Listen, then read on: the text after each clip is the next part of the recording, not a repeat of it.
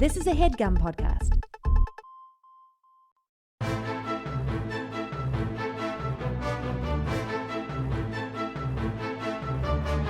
Hello and welcome to The Complete Guide to Everything, a podcast about everything. I'm one of your hosts, Tom.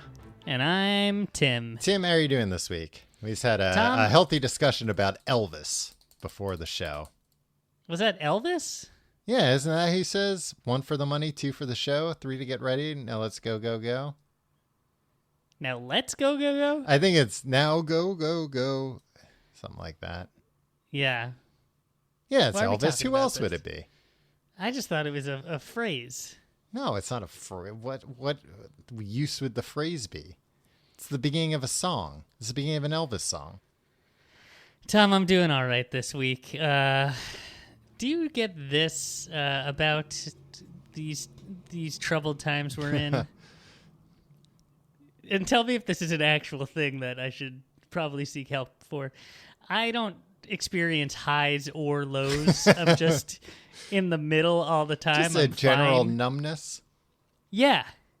Yeah. Do you have that? Yeah, I think I kind of have that. I think it's like your brain's protective mechanism where it's like, we're not going to let you feel too sad, but unfortunately that also means we're not going to let you feel too happy either. Yeah, but I'm kind of getting used to never feeling all that happy. Yeah. And, I like not feeling sad. Lowering the bar all around. Part of me thinks I could get used to this. Just being inside all the time, constantly Yeah. worried. Never having anything to do. Yeah, I think that's probably part of it is the like constant worry.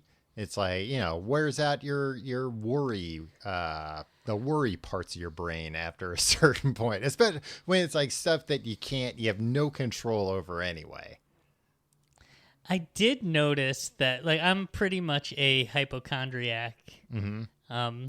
If I read that somebody had a thing, I think that I had that thing, that disease that and like someone's like, oh, this manifests in the abdomen. Suddenly, I'll be like, oh, my abdomen feels weird. Right. It's for, like, days on end. narcissism. You want to make No, everything about you. I mean, on some level, yeah. But I think it's also being a hypochondriac. I think it's general anxiety. Uh-huh. But during all this time, I think I'm worried out because, like, none of that. I'm just like, yep, yeah. I don't have these, like, phantom, like, oh, I think I'm dying of these 12 diseases at any given time. Yeah. Well, they said, I remember early on during the pandemic, they said, people who who deal with general anxiety are dealing better with this than people that don't have general anxiety, because it's like, I'm used to this feeling, worried all the time. Where, like, I imagine there are people that do not experience anxiety or depression, like, at all. Like, it's a foreign concept to them. And, I think probably some of those people are now experiencing it. And yeah, that would be suckers, a real idiots, kick in the butt if all of a sudden you felt anxiety for the first time at like 30 years old. Yeah, some of us have decades and decades of practice. Tim, well, speaking of how old you are, are you done learning things? No. Tom, every day is a new opportunity to expand your mind. I should have been more specific. Are you done, do you think, like, learning new skills, new, like, marketable, actionable things? What do you mean marketable and actionable? Like a new skill that could. This sounds like it's like an intro to a sponsored read or something, but it's not. You're gonna try to get me. You're trying to sell me Amway, huh? No, like learning the kind of new skill that not necessarily you would get good enough to do a job at, but the type of thing that people do for a career. All right. And it could be a hobby. That's, I guess, kind of what I'm talking about. Like a hobby, but like a serious hobby. I've been playing the piano a lot lately, Tom. Okay. In like a regimented fashion. Okay. Like I bought like practice books, and I've been looking up like lesson plans online, and I've been following them, and I've gotten better at them, and I have a master plan for when we can start doing live shows again, Tom. It's going to be really great. And so I guess that is a marketable skill because people will buy tickets, and they'll see quite a show of my piano playing. Yeah, prowess. but you knew how to play piano a little bit. A little bit. Yeah, but I mean, like, that's more than nothing. Well, I'm not sure how much better you've gotten at this piano. For all I know, you got a new piano and you didn't notice it was a player piano and the piano's playing itself. Does it have a big sheet full of holes that goes around as you're playing? No, it doesn't. I would recognize it if it were a player piano. Tom. Yeah. My grandparents had a player piano. Really? Oh, that's amazing. I'm so mad at my parents that we don't have, or that they don't have that in their home now. Both my grandparents had passed, and they were just like, we don't need this player piano. What are you, nuts? What did they do with it? Of course you do. I don't know. Yeah, I mean, I'm surprised that player pianos haven't come back bigger. You know, with like the whole like hipster thing where people, like, typewriters came back. Like people started collecting typewriters and people started collecting typewriters, but you can't like collect player pianos unless like Tom Hanks might very well have a player piano collection next to his typewriter collection. Yeah. But like who has the space? Yeah, I mean, I guess there aren't companies making new typewriters. That's kind of what I'm thinking. We're like, yeah, and also, Tom, we have there are companies making recorded music. But recorded music's never going to sound as good as a player piano. I beg to differ. It'll sound better. No way. A player piano, the acoustics of that in your space, amazing. Do you think you'll never learn how to do anything ever again? Maybe that's what I'm worried about, because like I was looking into how machine learning and artificial intelligence works. And I was like, maybe I should fool around with this stuff a little bit, watch like a tutorial. And then I thought then what? I'm never going to learn anything again. I'm never going to be able to sit and watch like 100 hours of this stuff and then, take notes and then do it. Yeah, I think Malcolm Gladwell really screwed all of us up because he's just like, once you put a number that friggin' 10,000 hours, just like, well, if I'm not going to get really good at it, that I could be a professional or really good at something, why would I put in any time? And 10,000 hours, I don't have that kind of time. I mean, I wasn't thinking I'm going to put in 10,000 hours and become, the smartest artificial intelligence programmer that ever existed.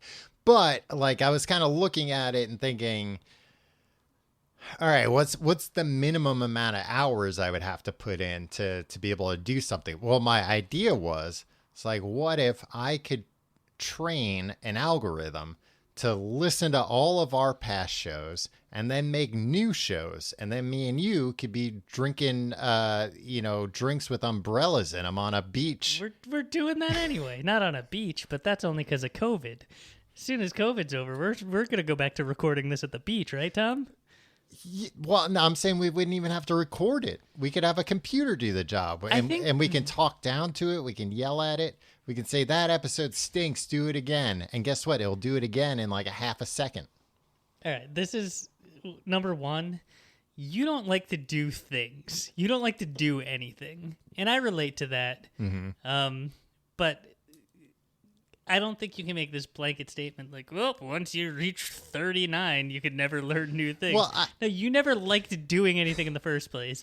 And the only motivator for you to do something is to talk down to somebody or something. I guess I did pretty quickly go to, and then we'd have somebody to yell at. we'd have somebody to demean for not doing a good enough job.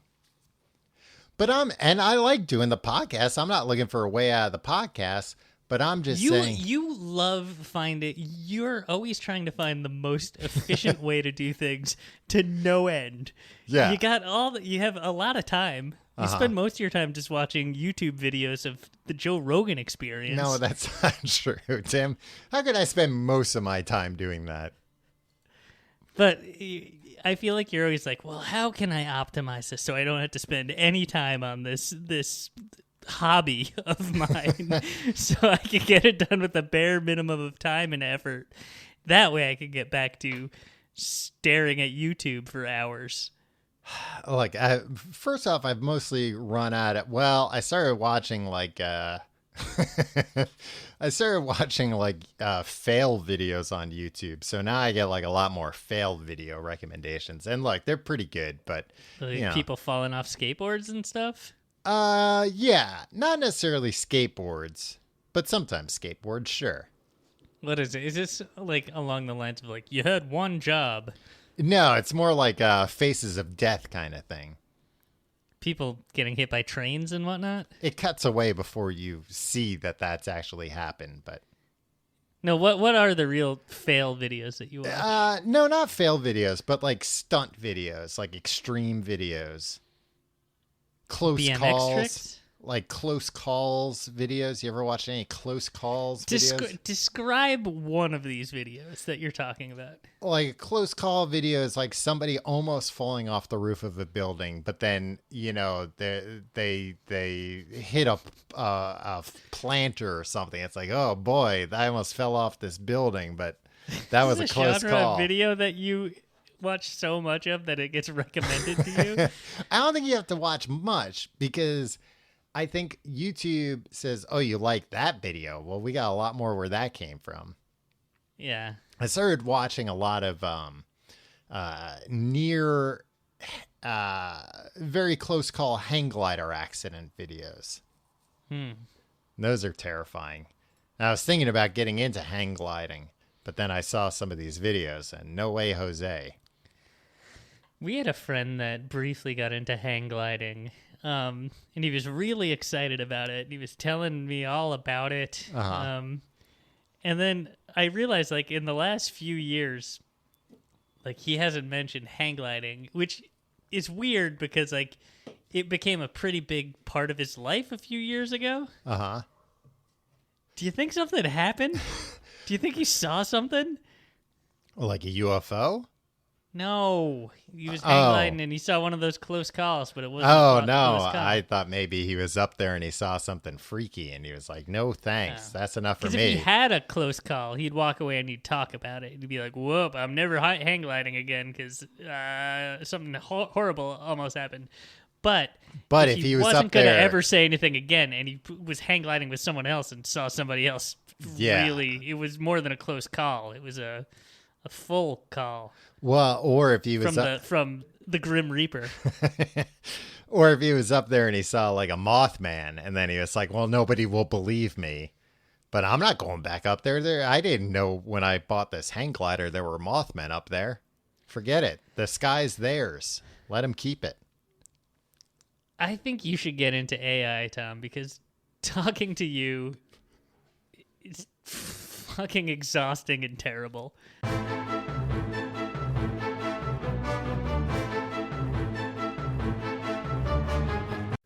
Tim, this week we're talking about a Disney Plus show, but it's not the Disney shows you remember from the Disney Channel days. This isn't the Mickey Mouse Club, all right?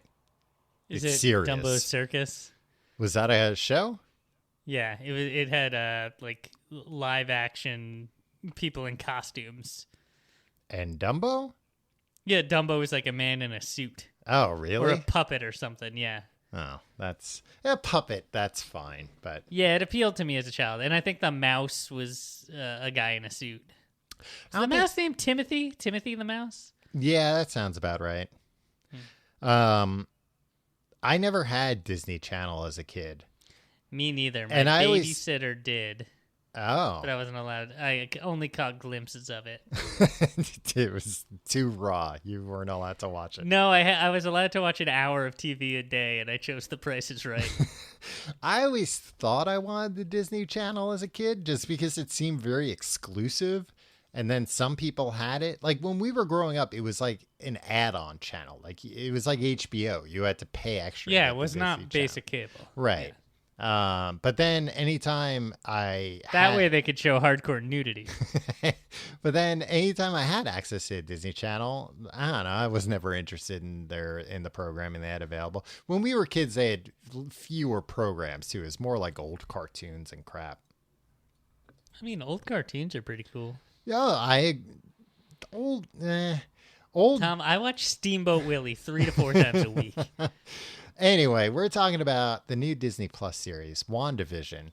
The rare Disney Plus and Marvel thing that we have both watched within like the day it's available or whatever. Well, I mean, it's the only TV show, right?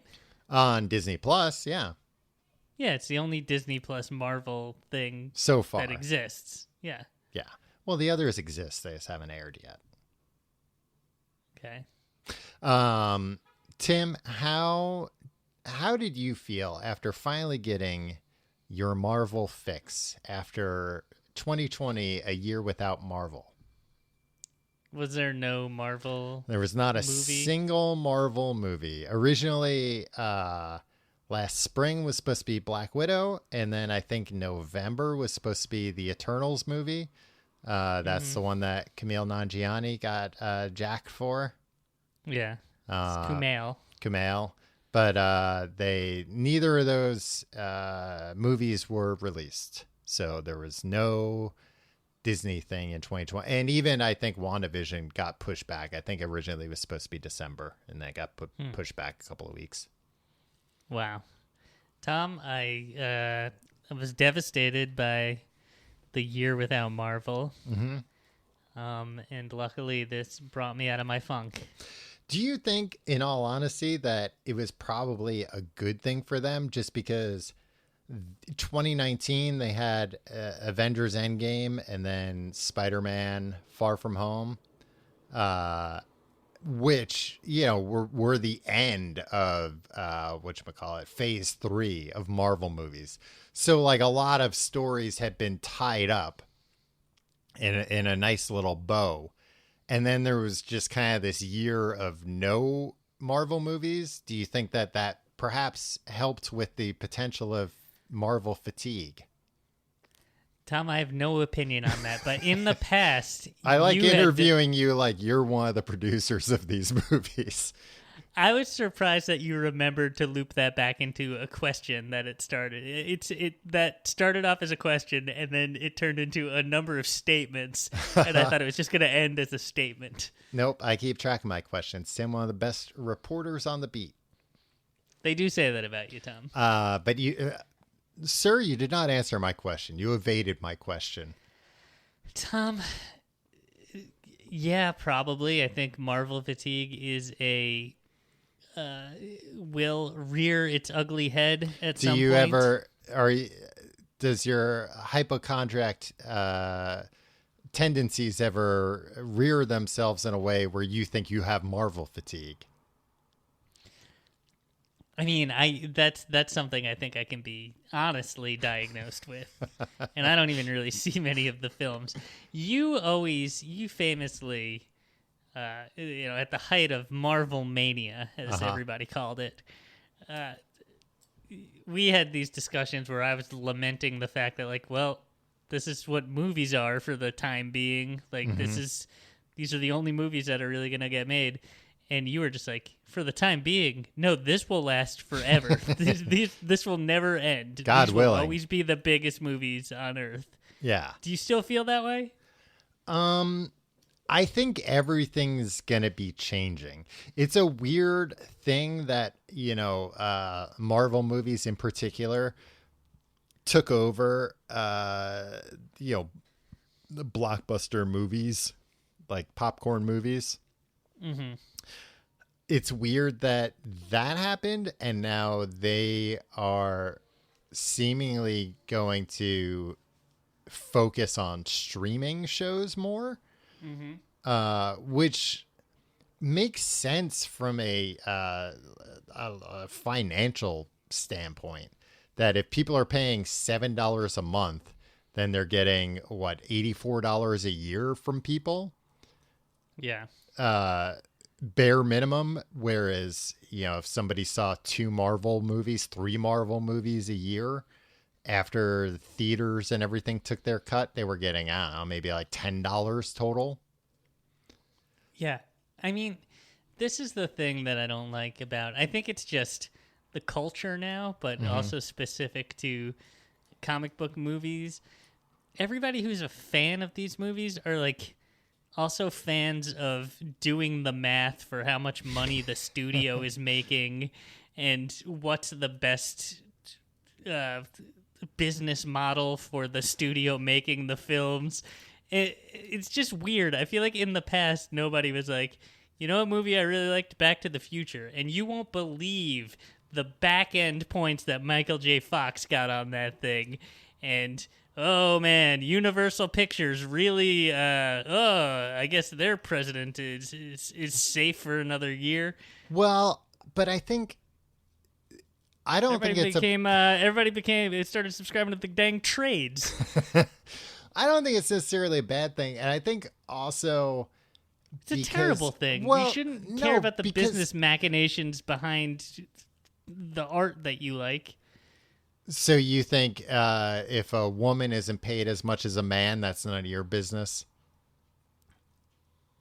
It's not at all what I said, Tom. Because I think that that's part of it. I think that we grew up kind of like hearing about all these artists that got screwed. That's just, from the time, we're kids of baby boomers. So you just hear about like, oh, you know what happened to this guy? They got screwed on this. And these people refused to sell their songs for commercials. And these people were more than happy to sell their songs for commercials. So I think it's just kind of natural that because we grew up hearing about all that we're more in tune with how the business end of this stuff works. And as a result, these corporations can't get away with the kind of, I'm making fun of you. I'm joking about the pay disparity between the genders. But I think that is part of it, where it's like the audience doesn't know. They don't give a shit. And nowadays there is some of that, like you hear about some of these things and then there is an uproar and then it is fixed. For the famous people, for the above the line, right? Like, yeah, below the line, like the visual effects artists. They're being thousands of names in the credits of those Marvel movies. Those people aren't well compensated. No, but I think that it doesn't actually change things. No, it's just people rooting for Disney for some reason. It changes. It doesn't change everything for everyone, but it's a start. And I think the fact that people like me and you know that visual artists on these things are often incredibly screwed over. We're smarter than everybody else, and we're plugged in. We're not the normal people. It's true. We are plugged. We have subscriptions to all the trades. Yeah, we know when box office is boffo. But we know when a scheme. Sorry, I was going to say my point was just it's surprising to hear that Disney, the top movie maker in the world, profit wise, is going, well, we're actually going to start focusing on streaming instead of movies. But then it's surprising to hear, but then when you step back and you do the quick math, it's like, oh yeah, that makes total sense. Why wouldn't they do that? I don't care what makes sense, though. As a fan, like, as somebody who enjoys going to the movies, I think the general culture should be like, oh, I like going to the movies. I hope they still put good movies in the theater that I can go watch. I understand, since they're beholden to the shareholders, that they should really phase out their theatrical distribution and focus on streaming. Like, it's a product, right? And I don't think people need to care about the business behind it. They should more care about like, hey, somebody should deliver the thing that I like and I'm willing to pay for. Well, I should make it clear that it doesn't seem like Disney's saying they're going to make fewer Marvel movies. It's just that That's what you said. That's what you said. They're putting more energy behind the streaming shows. And I think it's fine. I would rather, I'd rather have both. Hey, why not both? Why not the best of both worlds? Why not be able to watch a new Marvel show every Friday on my television and then every Saturday go to the movie theater and watch a new Marvel movie? WandaVision. I forgot the name of the show for a second. Yeah. It stars Elizabeth Olsen. Yeah. Of the Olsen twins. And Paul Bettany from England. He is from England. Elizabeth Olsen is not. She is the sister of the Olsen twins. Yeah. So she's from the Olsen twins. She's from the Olsens. From the guys that made the Olsen twins. Well, it wasn't guys, Tim. It was at least one woman. But yeah, I guess you like that right. Movie trailers when they're like, from the guys that brought you American Pie. Yeah, and it's like, it's just a bunch of guys. Yeah, I love movies that guys make. And it turns out to be like the supervising producer is the same guy from American Pie. Yeah. I don't care. I'll go see Van Wilder either way. And he didn't have anything to do with this movie really either. Yeah. From Steve Lucci. When they're like, yeah, the guys that brought you American Pie. And it's just like, oh, you mean Paramount Pictures? From the Saudi investors that brought you Baby's Day Out. Anyway, WandaVision, yes. I've never really heard much about the Olsen mom and dad Olsen. Yeah, that's good. I guess they were good. You parents. You don't have a Kit Culkin on your hands. Yeah, I mean that's what I'm guessing, that they were decent. That either that or all the Olsens just keep their mouths shut. I mean, nobody that puts their kids in Hollywood productions is decent, but probably comparatively decent, probably. Tim, I was almost in a Gerber baby commercial when I was a baby. Were you? Yes. Then they were like, this baby's butt ugly. No. We thought that was a picture of his butt that turned out to be his face. No, I auditioned and I got the part, but then my parents had like second thoughts about it and they didn't want to do it. I think probably also it was like a big pain in the ass and not a lot of money. So Tim, that could have been me. I could have been a child star. I don't think that story is true. Also, and I think you might think it's true. But you auditioned to be the Gerber baby and you got the part. Not the Gerber baby, a Gerber baby. Or maybe a Pampers baby, something like that. One of those babies that they always need new babies for. Tom, I'm calling BS on this. I would have heard about this way earlier. You would have heard about this? I don't even remember it. I'm telling you this information secondhand. We talk about nonsense for an hour a week for 10 years, and this never comes up that you were going to be the Gerber baby? I wasn't necessarily going to be the Gerber baby. Your mom had a change of heart at the last moment? Maybe if things went differently, I would have. And the reason... Do you think that would have meaningfully affected your life? No, unless it led to other work. Do you know why they took me to the audition? Do you know who convinced my parents to take me to that that I should get into show business? Probably somebody in show business. Robert Evans. No, Tim. It was Dom DeLuise. What? Dom DeLuise. My parents ran into Dom DeLuise this one time on a ferry going to Fire Island. Tom, this story. Listen, And they heard somebody playing with me. I was over my mom's shoulder, and they could hear somebody woo woo cooing and playing with me. And they turned around. It was Dom DeLuise. It wasn't Dom DeLuise. I swear to Your God, parents it was got Dom had DeLuise. by a big guy. And Dom DeLuise told them that I should be in pictures. And then did he take out a listing? There's a Gerber audition. I think he probably recommended them to his agent. I probably had the same representation as Dom DeLuise. I could have if I had, booked the deal. Bullshit, Tom. I was discovered by Dom DeLuise. He said I should have been a star. It's 100% true. It is the truest story I've ever told.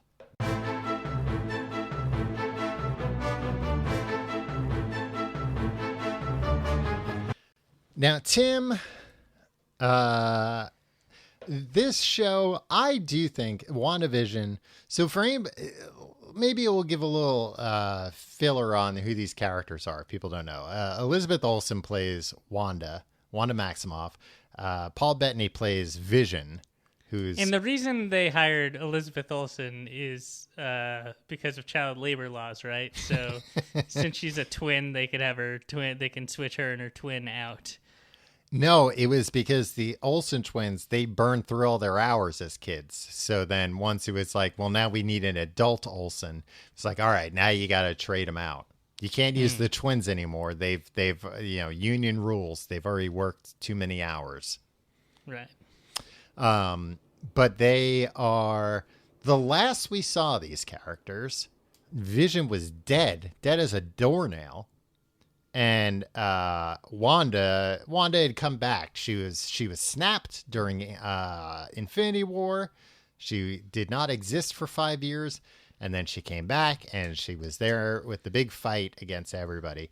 But then since then, we don't know what happened, and this show starts without any kind of preamble about what is going on.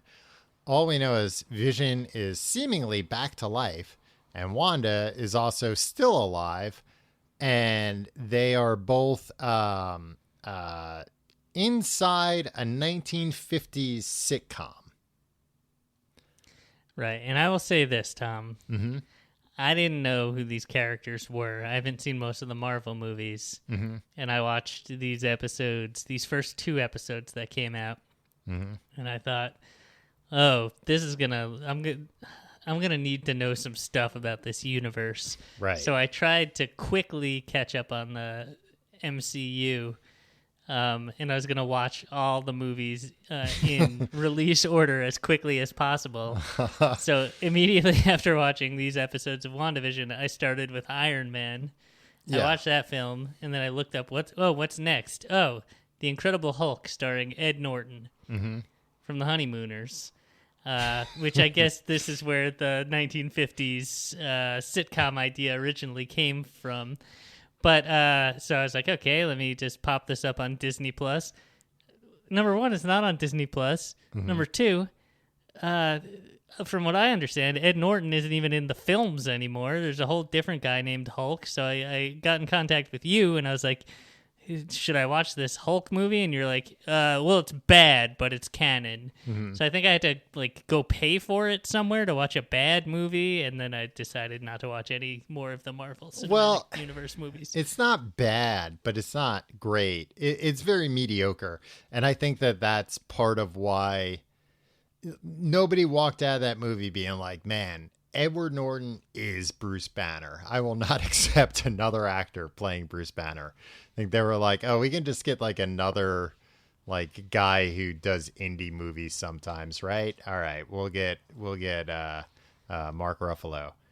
And even so, that movie is canon, but it is referred to in the movies in the most I don't know, loosest way, where it's do you have a general idea who Hulk is? It was a doctor, he was experimenting, and then he turned into the Hulk, and when he's mad, he turns it. Okay, great. That's all you need to know. Do I need to watch that movie if I'm at heart a completist, right? So I would rather not Right. But I've never heard anybody say that movie's good. Can I watch the Ang Lee Hulk instead? You actually could. Like, you just have to have an idea of the Hulk. And the Ang Lee Hulk movie, honestly, is it's also not a good movie.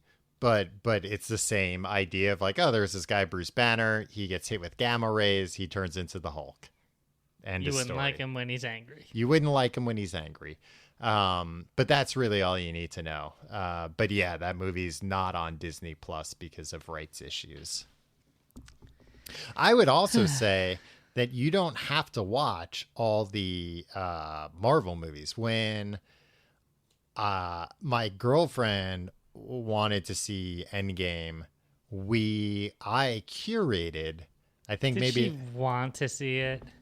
She did, Tim, because she wanted to see me happy. That's what makes her happiest, is seeing me happy. I'm sure you think that. But I'm sure that problematic arrangement makes sense in your head.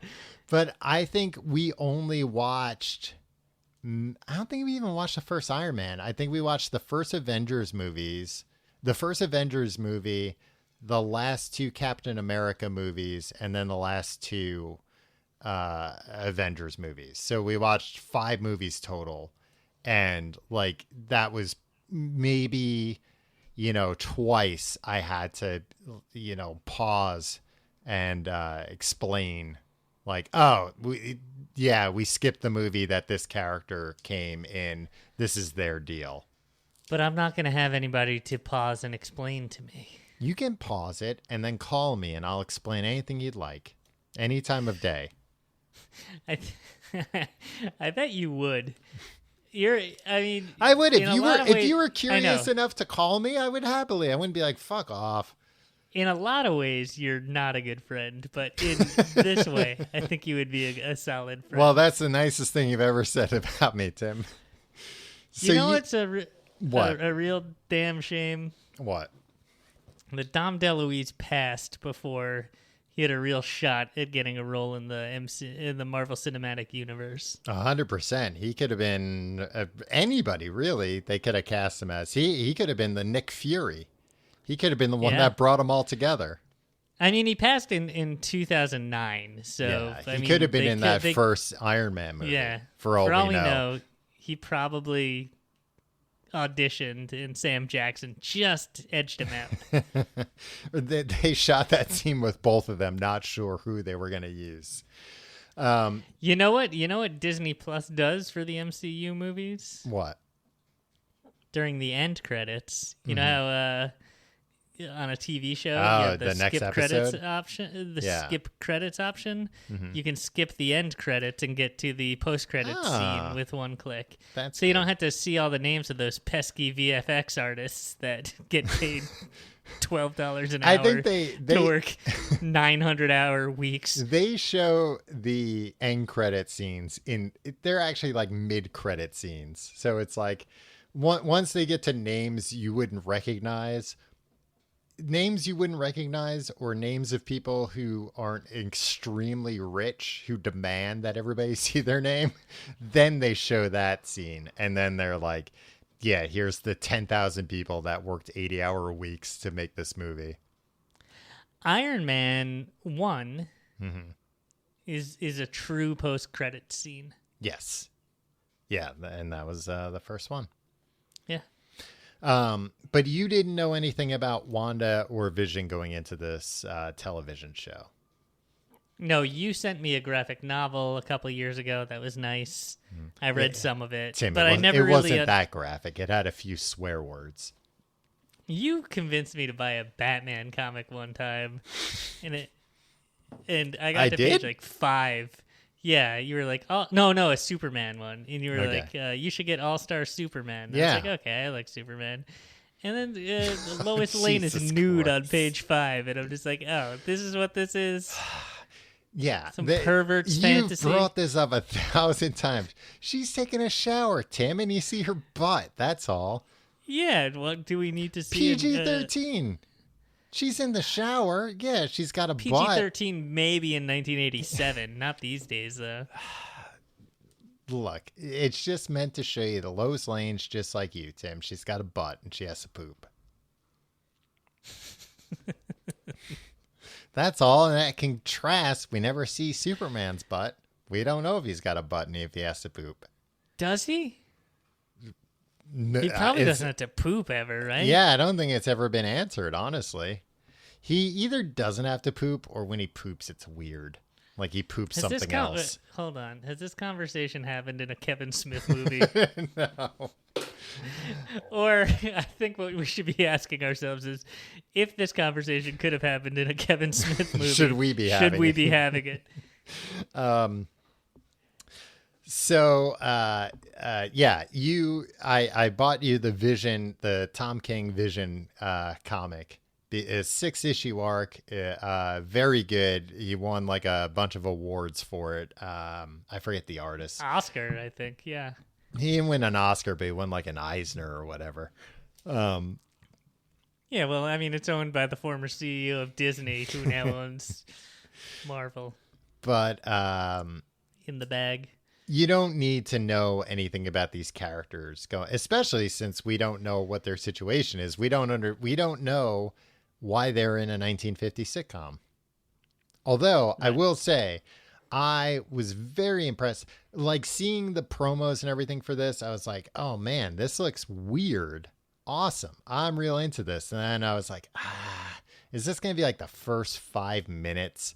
And then it's going to change into, just a very generic superhero type thing. And it hasn't. I mean, we are 2 episodes in. The first episode was a 50s sitcom. The second episode was a 60s sitcom. And then at the end, it turns into a 70s sitcom. And it seems like, I think there's 9 episodes, that almost every episode is going to be, a different decade of sitcoms. I know that they did film an episode that's supposed to be like The Office, that's done like mockumentary style. So they've done up until more recent sitcoms. Right. I was impressed. Tom, I'm a sitcom connoisseur. I'm a sitcom fan. We both grew up with Nick at Night and all that stuff. Watched old sitcoms. And the Dick Van Dyke Show is legit like one of the best things which ever is made. What the first episode is heavily inspired by. And I'm gonna quibble a little bit, Tom. The Dick Van Dyke Show is actually a 1960s show, but they're pretending it was a 1950s show. Yeah. And the 60s one is Bewitched. Yeah. There's another, I'm trying to think. The 50s one is a little bit I Love Lucy too. Yeah. It has some of the tropes from that sitcom as well, I think. All right, here's Tom. Mm-hmm. I'm not a Marvel fan. I don't dislike Marvel. I just don't know a lot about it. I was very impressed. It's cool as hell how they made this. They seem very authentic. Yeah. To those sitcoms. Apparently, during the production, they use 47 different lenses because they were using like period accurate lenses and period accurate lighting. So like for these early episodes, they use like tungsten lighting instead of LED lighting. So it's like extremely hot. And they had an actual live studio audience. Which they probably did not need. No, probably not. I'm sure they still did the audio track for the laughter and everything the same way they would have done it anyway. But I mean, that might help with the actors' performances to have an audience there. So yeah, I'm not against it. Here's the thing, though. I read like a bunch of glowing reviews. Yeah, both by critics and like by the average Joe on the internet. I think people are kind of grading this on a curve, assuming that like things are going to get a lot weirder. Mm-hmm. Because if you like the first episode of this, these people aren't like, wow, that was a really great episode of a sitcom. And you're telling me the Dick Van Dyke Show has 125 episodes just like this? Let me go and watch this. It's first of all, these episodes are not as good as the best episodes of the shows that they're doing homages to, right? So it's like I'd say they're pretty good episodes of those types of shows. And then there's like 10 seconds in each one of like, Wanda, who's doing this to you? Weird things. Things aren't as they seem. But then right back to the sitcom. And I feel like people are like, this is brilliant. This is the most brilliant thing I've ever seen. I just feel like these people would, like, if they really enjoyed it that much, they'd go watch the Dick Van Dyke Show now. Well, maybe they are watching the Dick Van Dyke Show. Nobody's maybe they're watching the that Dick Van instead of Dyke. listening to this. I think that more people watch the Dick Van Dyke Show every week than listen to this. I think that people have seen the trailers and seen, okay, they're doing every decade, and they seem to like really done their homework on getting that right. That's pretty cool. That's fun to see. And yeah, there's a mystery. I mean, why did you watch the second episode of Lost? Because in the first episode, there was enough weird stuff going on that you were like, oh, I need to know what is actually happening here. I feel like in the first episode of this, there wasn't a lot of weird stuff. There was like literally 30 seconds of weirdness in 30 minutes. I mean, but there was a lot of weirdness if you've seen, the end game. And I think it's fine to assume that people have seen the most, profitable movie of all time. And know, like, wait a minute, this wasn't where those characters were. One of these characters was dead. Okay, something's up here. Well, they're back in the 50s, Tom. Well, no, they're not just back in the 50s. They're in a television show. Yes. And I think combined with both, I think a lot of the strong reviews have been due to the actors' performances. Yeah, no, I do think it's well done. I just feel like everybody's like, this is mind blowing. It's like, man, these are sitcom plot. They tried to put hackneyed, tropey sitcom plots, and if it wasn't connected to the MCU, you wouldn't like it. But I think that not only have we never seen these characters portrayed this way, but these actors, Elizabeth Olsen and Paul Bettany aren't in comedies. So seeing them kind of pulling it off really well is fun. And seeing them kind of like throw themselves completely into, the tropes and way jokes were done of that era is fun. It she's seems got like a real 50s actress voice too. Yeah, she's got that transatlantic accent of the like, well, boy, I know you hate this when it's said about media, but I think it looked like they were having fun. Oh no, I like that. You like when people have fun? Yeah, just not when I have fun. I thought you were gonna say I hate when people say it's more fun than it has any right to be, which I never understand. That like it's better than it has any right to be. It's like, yeah, I mean everything's got a right to. Yeah, I forgot that's one of the things that you. That's the critic line that I really can't stand. Now people are. What do you think is going on, Tim? What's your take on the mystery here? I think and don't say something stupid like it's Captain America doing everything. Is that what you think? No, it's not Captain America.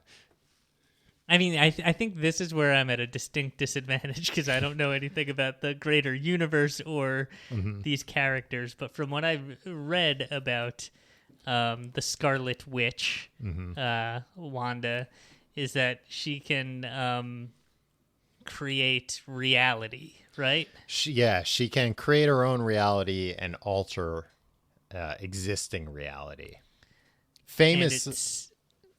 Famously in the comic books, somewhat recently, there was a storyline where, because she's a mutant, like the X-Men, and she decided there shouldn't be any more mutants, and she just like willed that into existence. Like mutants didn't exist anymore.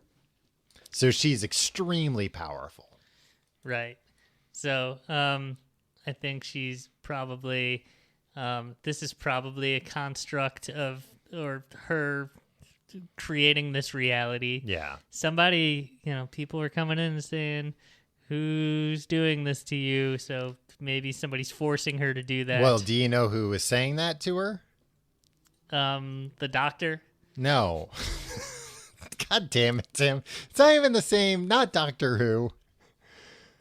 Or were you just saying the doctor, hoping that there would be some? I was like, yeah, you're right. Dr. Bruce Banner's doing it. I don't know. I thought maybe Doctor Strange, maybe Doctor Who. You're like, there's enough doctors involved here that it's a good chance a doctor's doing this to them. Maybe Dr. Jill Biden. Oh, maybe. Oh, what's the matter, Tom? A woman can't be a doctor? Maybe Dr. Quinn, medicine woman? Tim? The first doctor? Was she the first doctor? No, Yeah. There were doctors before Dr. Quinn. I don't know. Prove it. There were, Can't. but I wish I could find the proof, but I just can't. I mean, at some point, people were like, "Yeah, I'm a doctor," and like there was no accreditation or anything, right? I don't know. I don't see why that would I be just don't see why. When Dr. Quinn would show up to help seems like people, it's wrong. When Dr. Quinn would show up to help people, nobody was ever like, "Hey, is your medical license up to date?" No, it's the Wild West. They're like, "You say you're a doctor? All right, you're a doctor." And I mean, judging by the show, she was a very good doctor because she always, well, not always, but usually saved the people. if someone collapses on the subway and a guy is like, "Hey, I'm a doctor. I'll deal with this," are you like, "Wait, where's your medical license, pal?" Yeah, I am actually. You believe Tim. them? Yeah, I do. I hold things up so the person passes away. I am the angel of death. No, the voice we're hearing over the radio is television and motion pictures Randall Park, reprising his character as the FBI agent from Ant-Man and the Wasp. Oh, I saw Ant-Man and the Wasp, and I don't remember any FBI agent. You don't remember him? He was the one that was like... I remember Randall Park was in that movie. Yeah. I do not remember anything about any he of the was characters the FBI that anybody agent, played. who is like, looking after Paul Rudd because Paul Rudd was under house arrest. Oh yeah, And he was the one that had to keep showing up like, hey, your anklet went off again. And so he's fun. He's in it. Are you sure he wasn't reprising his role from the television show Las Vegas, where he played the character Jasper? Oh, how many episodes did Las Vegas air for on NBC? 6, maybe, I'm going to guess. September 22nd to February 15th. Okay. So maybe... Oh, no, wait, no. That's not right. September 22nd, 2003 to February 15th, 2008. It ran for 5 seasons. What? Really?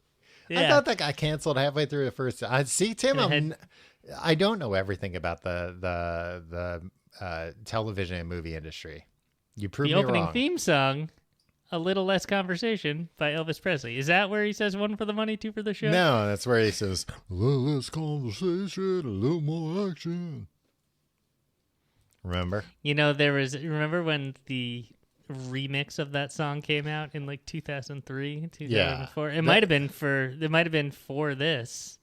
I think it was before that, but then I'm sure that capitalized on the fact that song was a big hit. It was done by a guy named Junkie XL, that remix. Yeah. But they had to credit him as JXL because people didn't want junkie associated with Elvis. But wasn't Elvis a junkie? Yeah, I mean, he died from drugs, right? Maybe. Did he die from drugs or just like... I think he died on the toilet, right? Are we going to get sued by Elvis's estate by saying these things? Maybe. No, heart attack. Yeah. Potentially But it on was the like a toilet. very premature heart attack, dude. He was Yeah. like a few years older than we are now. He was 42. I mean, he lived a lot more life than either one of us. Yeah. I mean, he fought in World War II. Neither of us He was did a sergeant. Yeah. that. Yeah. Let alone have a career and then a comeback career. Yeah. I've never even been to Las Vegas, Tom. How could you possibly come back then? You got to go there for the first time, and then you can do your big Tim comeback tour. Yeah. I forget what I was going to say about the television show that we were talking about, but I think we were still talking about the performances. I thought the performances were good. Oh, we were talking about Elvis had an enlarged heart for a long time. That, together with his drug habit, caused his death. But he was difficult to diagnose. It was a judgment call. A judgment call of what? To tell him to like stop No, doing what cocaine the actual all the time? what the cause of death was. Oh, I see. Yeah, that makes sense. Because yeah, you never really hear like, no, this was it. Yeah. Randall Park's in the show. Catherine Hahn's in the show. Catherine Hahn's very good. We like her, right? Oh yeah, I love Catherine Hahn. Sorry, I was just looking at pictures of Elvis dead. Elvis looked as if his entire body had completely frozen in a seated position while using the toilet, and then had fallen forward in that fixed position directly in front of it. So did like rigor mortis set in? And then On the toilet, and and then then a he strong fell wind off the came and toilet? knocked it off. Yeah, maybe. Well, not a strong wind, but like, I don't know.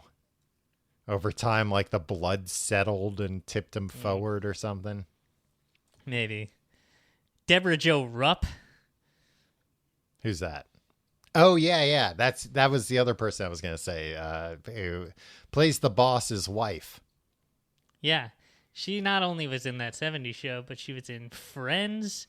She was in Seinfeld. She's a sitcom mainstay from our generation. Yeah. So yeah, it has, well, I was going to say it has a bunch of fun people like that, but really it just has her like that. And then other people who are not necessarily from sitcoms, but do a great job. Catherine Hahn is likely the antagonist, it seems like, or one of the antagonists at least. Right. There's something up with her, but at the same time, she's also like dutifully playing the like nosy next door neighbor. And beautifully playing as well, if I don't say so myself. Tim, you're a married man. Tom, can I say something about Catherine Hahn? Sure. I have an announcement to make. Okay. Catherine Hahn is having a moment. Okay, we can move on now. Is this something you read about in People magazine or something? Yeah, but I can definitively say I'm calling it. I've seen enough. Oh, because Catherine Hahn is having a moment. she has an HBO show, right? Yeah, the Mrs. Fletcher. Yeah. Yeah. Hey, well, a moment well deserved, I think. Tom, you like her because she was in Spider-Man Into the Spider-Verse. Oh, I forgot that's her. No, Yeah. but that's not why I like her. I liked her since... And Hotel Transylvania Summer Vacation. There's a third one. The earliest thing I remember seeing her in was Step Brothers. And she was very funny in that. And then she was kind of that person for a while who would occasionally pop up in things, and you're like, oh, she's great. Yeah, I can't wait for her to have a moment. Yeah, I can't. Oh, pretty soon a moment's going to be hers. Yeah. Well, here we are. Now we're living in the moment. Yeah.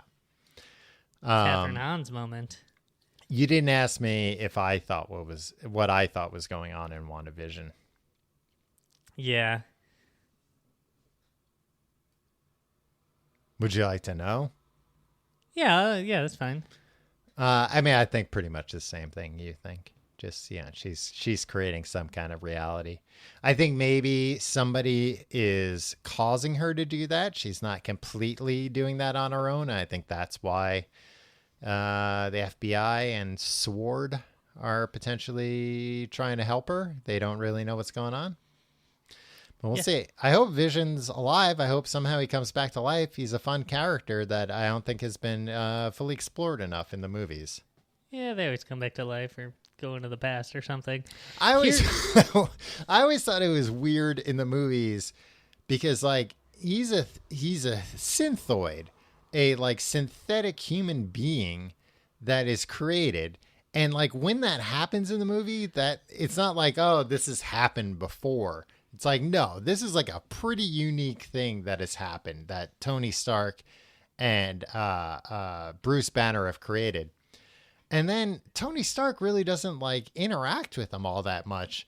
And then later in Civil War, when Vision accidentally hits War Machine with Don Cheadle with his beam, and then like paralyzes Don Cheadle. They're all in the hospital, and Tony Stark's just like, "Oh, great job, Vision." And it's like, isn't this weird to anybody else? Like, you're on a hospital and there's this purple guy and he's a robot. Don't you want to like talk to him more about, like, hey, this is super weird. You're like a robot, but you're a real person. And I made That's you. That's a Pinocchio story. I'm one of the people that made you. Maybe I have some questions for you about that, or at least I want to be like, a little bit interested in your life. See, I never saw any of these films you're referring to. I don't know what you're talking about. But what I did read was that Paul Bettany, he did the voice of Jarvis. It's pronounced Bethany. He did the voice of Jarvis in Iron Man, and then that you schooled me on this. That eventually became Vision, right? As I guess, Tony Stark used that AI. Yeah, that's not what happened in the comics, but it was a very clever kind of like idea for the movies of, hey, the guy we have doing the voice for this thing that we never thought would be anything other than the voice, like he would actually be a pretty good actor to play this character. So they figured out like, oh, let's have that AI be part of what inhabits this robot. Well, the only reason he did Iron Man, he claims he didn't even know what movie it was and that he doesn't know anything about comic books. But he was friendly with Jon Favreau after they had filmed the movie Wimbledon together in 2004. And he's like, oh, my old Wimbledon pal John called me up and was like, you want to do voiceover for 2 hours? We'll pay you $200,000. He's like, oh, yeah, I'll do that. Wow. And he claims like, I didn't even ask what movie it was for. But it's weird that it just like, metastasized into this thing where like now he's playing a robot in this weird TV series. Yeah. That is fine. I mean, I could also see at the time, I don't think they were as secretive about this stuff, but they're, I could see Paul Bettany being like, so what is this for? And then being like, well, it's a little bit yeah, all right, I don't care. I was just being polite asking. I like him as a person a lot because I was reading an interview recently where I guess originally there was supposed to be an after credit scene in Endgame where Elizabeth Olsen's character like pulled out like, one of those like mortuary drawers and like, Vision's body was in there. And it was just kind of the implication of like, oh, she's still fixated. Something's going to happen. Like that was just basically going to be it. And Paul Bettany in an interview is like, yeah, we filmed the scene and everything. I was really disappointed that didn't make the movie because I really would have liked to have participated on the back end. And I would have gotten points on that movie if they just put this scene of me lying dead on a table, but they cut it. And then I didn't get any money from that movie. And he's handsome. He is handsome. He's an honest man. He's married to Jennifer Connelly. who does the new voice of Spider-Man suit. I don't care. But see, it was kind of like a cute, like, oh, let's get his real life wife to be the new voice. That is cute. And I'm sure she was like, yes, sign me up, because my husband is a multi-millionaire from just randomly doing one of these voiceover things. I bet they share finances. Yeah, maybe. Who knows with these Hollywood couples, Tim? Yeah. If you like the show, you can find out more at tcgt.com. You can follow us on Facebook, facebook.com/complete guide, and on Instagram at tcgte. You can follow me on not Facebook, Twitter and Instagram at Tom Reynolds. You can follow me at your pal Tim. I was yawning when I saw. started saying that. Yeah. Check out our Reddit, tcgt.reddit.com, and check out our Discord, Complete Guide. And if you want to support the show, check out patreon.com/complete guide. For Books the Podcast, this week we are continuing grinding it out. The Ray Kroc story by Raymond Kroc. Ray Kroc is shit, that's what I call him. Well, we're learning a lot about McDonald's, about the ins and outs of McDonald's. I didn't know they make not only cheeseburgers, but also hamburgers. You did know that, Tom. I did. But what kind of maniac goes to McDonald's and orders a hamburger? There's a Discord, there's a Reddit. I said those things. You weren't listening. You? Yeah. I was reading email. tcgt.com/merch for our merch. New designs available there now. Are you going to continue to watch WandaVision, Tim? Yeah, I think it's really well done. I think my biggest fear is that the big revelation that's going to happen at some point isn't going to make any sense to me, which is why I was scrambling to watch all the Marvel movies before that happens. So I think I'll just skip the Hulk and plow continue ahead on. and Yeah, you should. I mean, I don't think. I know I don't want to give too much away, but I know like there are other characters from other Marvel movies that are popping up in this. But I think they are making it pretty like easy. They're not going to be like, oh, well, if you haven't seen. Yeah, I don't, if they're doing that shit though, I want to be there for it. Right, I want to understand it. All right. That's the way I feel. I want to 30 hours worth of movies. No, like 40 hours worth of movies. More. Let's see. Iron Man. There's 23 movies, I think. The Incredible Hulk, I'm going to skip. I'm going to do it. I don't care. Then Iron Man 2. I'll watch that. Don't just name the next 21 Marvel movies, Tim. Yeah, there are a lot of movies. Thor seems boring. I don't think I'm going to do that. You can watch the first Thor. The first Thor is not bad. You can skip the second one. Captain America, the First Avenger. People like that movie, Yeah, right? It's a fun movie. It's more fun than it has any right to be. The Avengers, I watched 10 minutes of one time, and they were like walking around lizard people, and I was like, too scary. Iron Man 3, I hear is secretly good. Everybody thought it was bad, but it's actually good. That's the one by Shane Black. Yeah. So it's weird because it's very much like a Shane Black movie. Thor: The Dark World, that sounds boring. That's the one you can skip, yeah. Captain America: The Winter Soldier, I saw that, Tom. You and I saw that together. Yeah. That was the first appearance of Wanda in the end credit scene. I do not recall. Guardians of the Galaxy, I saw that in the theater. I don't need to watch that again, right? Yeah, I mean, those characters are kind of tangential. Avengers: Age of Ultron. I mean, I know you're just a big Josh Whedon guy. It's Josh, not Josh. Josh Whedon. Ant-Man I saw in theater. Captain you should America watch Civil Age War. of Ultron because that's where Vision comes from, and that's where Wanda's in that movie. Doctor Strange, I saw the last 15 minutes of at the barber shop one time. Doctor Strange will factor into this show later, it seems. Okay. Guardians of the Galaxy Volume 2. Don't make me watch that one. No, you don't have to watch that. Spider-Man Homecoming, saw it on a plane. It was okay. Mm-hmm. Thor Ragnarok. You've been telling me I should watch this You movie. still haven't seen that? Yeah, that's No. a good one. Black Panther. Still haven't seen it. Also a good one. For the reason Black Panther doesn't. It doesn't have any. Like Wakanda later has something to do with the events happening in here, but Black Panther isn't seemingly tied into this too much. Avengers: Infinity War. I should Yes. probably see that. Ant-Man and the Wasp. I watched that opening day in the theater. So you're only going to watch the movies you haven't seen. I think so, right? Okay.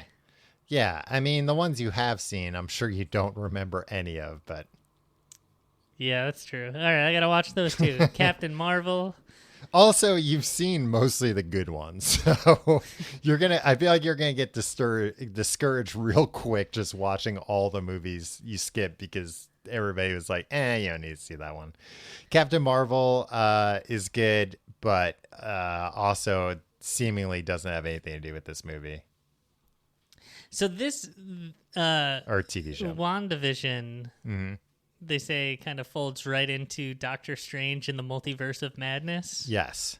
Which then seemingly is going to lead right into the next Spider-Man movie, which is why Tobey Maguire and Andrew Garfield are going to be in that movie. Got it. But that's a Sam Raimi movie? That's cool. Yeah, which is also kind of like a wacky thing that he's going to be doing a Doctor Strange movie that leads into a Spider-Man movie because he did all the Spider-Man Tobey Maguire movies. Right. And one of the Spider-Man movies references Doctor Strange, and maybe that will finally get paid off. Okay. How long do you think it'll take me to get through these films? If you start watching them now and you don't go to bed, you'll probably be done by tomorrow night. No, WandaVision is how Fridays. many episodes? 9, I think. So 8 or 9.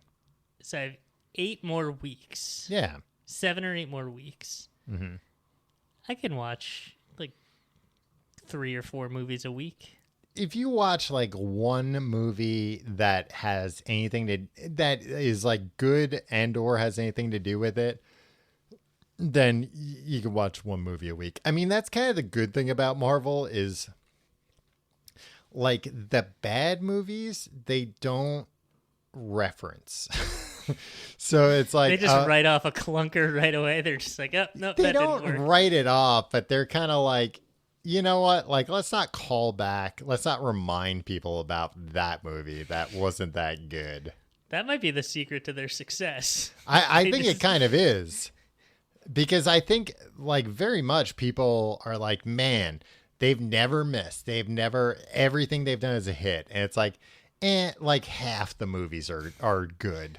The other half are like very much people don't talk about. Yeah, are very much in the vein of like, you know, pre-Marvel superhero movies of just like, the normal shit in a superhero movie happens and it's fine. I mean, but then they usually have like one thing from those movies that they tie in or like one character. So then it's like just enough that it's like, oh no, we didn't bury that movie. Look, you know, this character talked about this rock and that rock was in this movie. Right. And it's like, but yeah, they don't tie him in real tight. There's no bad Marvel movie that maybe Age of Ultron. Age of Ultron's not very good. But with the exception of that, and it's not bad. It's just like, it's like one of those movies that's like badly paced and stuff, like has good stuff in it, but overall as a movie, you're like, that was weird. That didn't feel like a cohesive narrative. But yeah, otherwise they leave the clunkers by the wayside. What I was going to say is there's no like bad Marvel movie that's like, this movie sucks shit, but if you don't watch it, you'll have no idea what's going on. Okay. I think I'm just going to consult you as I sit down to watch. Told you, Tim, anytime, day or night, you can call me with questions. You can call me and go, who's this? I won't know unless you give me some clues, but I'll try my best. Great. Tom, that's all I can ask, that you do your best. That's all any of us can ask at the end of the day. See you next week.